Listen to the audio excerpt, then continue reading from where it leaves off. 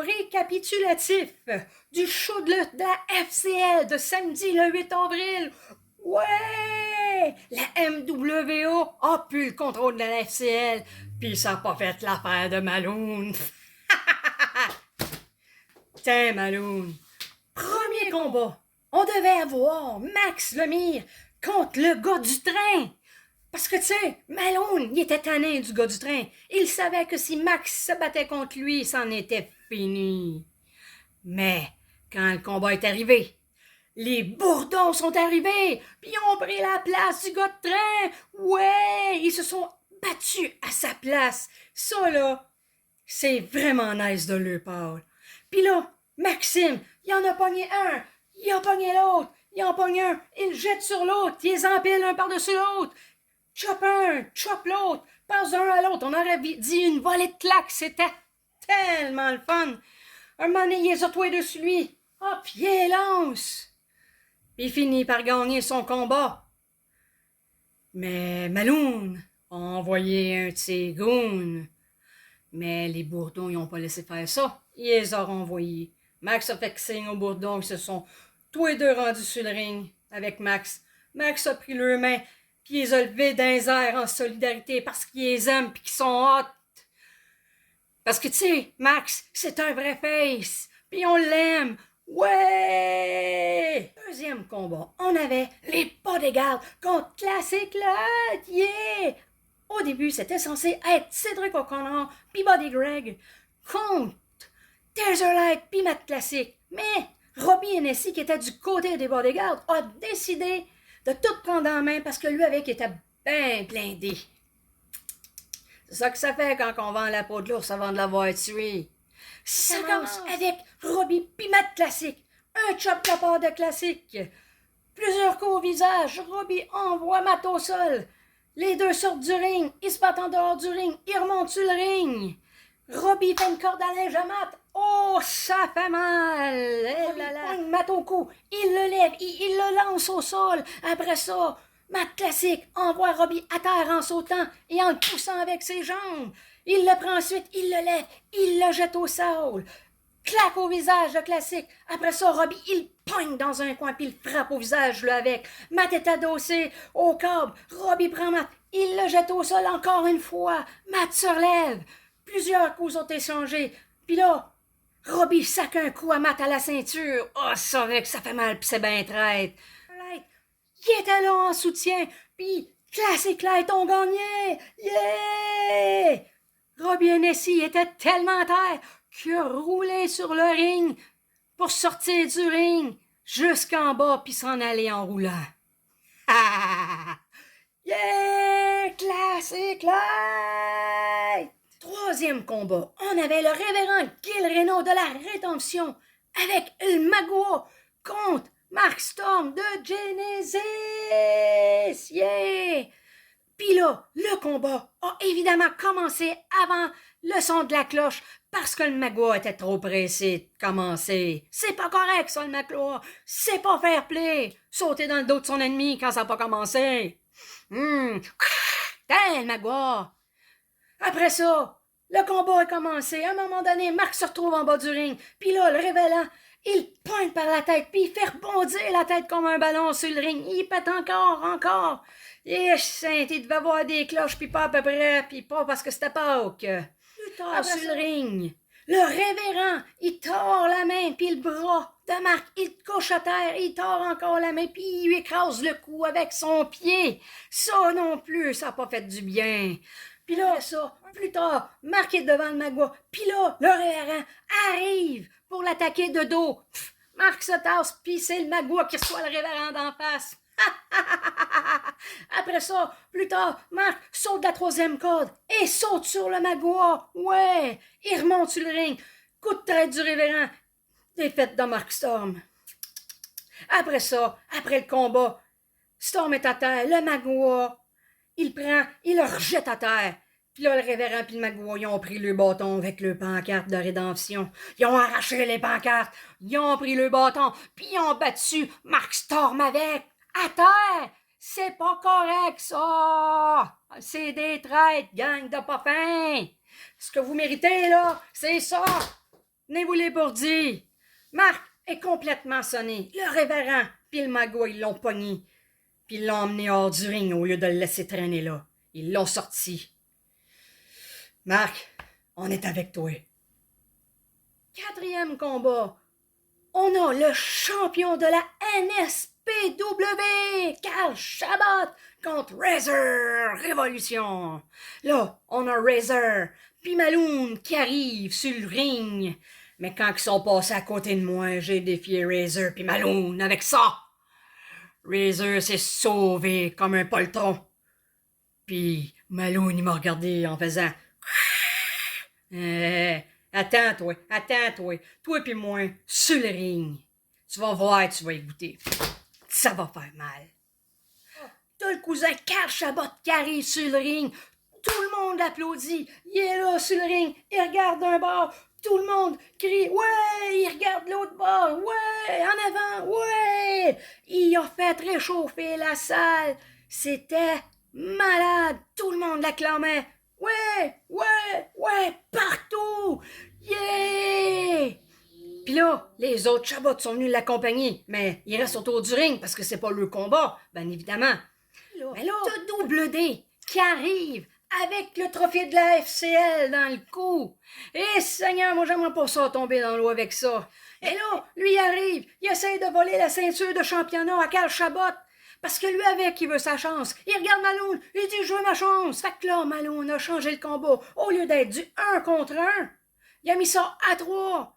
Puis là, après ça, t'as le cowboy Boutet qui était banni sur le ring puis autour du ring, qui arrive avec le gars du train. Lui avec, il veut sa chance. Fait que Maloon a changé ça à 4.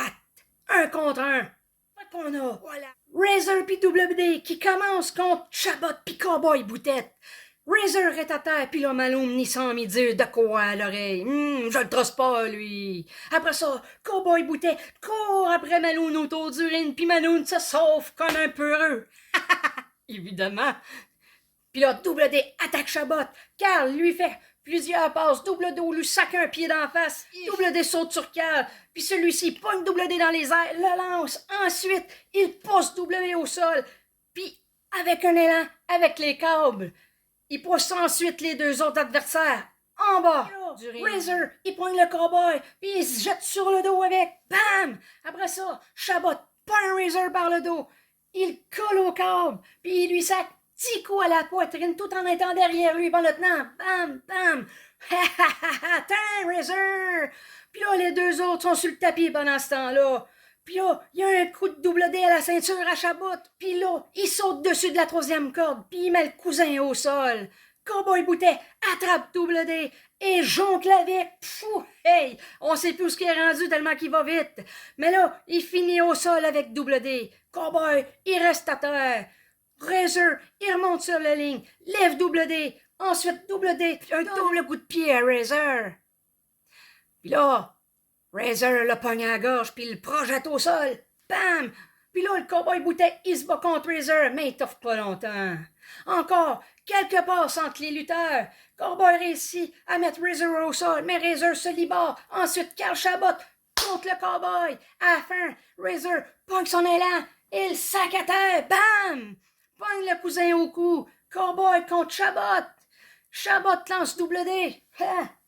Le cowboy lève Razor, le cousin, il pogne Razor par les cheveux et sac à terre. Le cousin le lève ensuite à l'envers, puis il plante encore. Cowboy met Razor au sol, puis le gars du train se chamaille avec Maloon. Encore. Puis là, Razor gagne son combat contre ses 3 adversaires. Je suis fâché. 5e combat. On a le Soulshaw Wrecking Crew.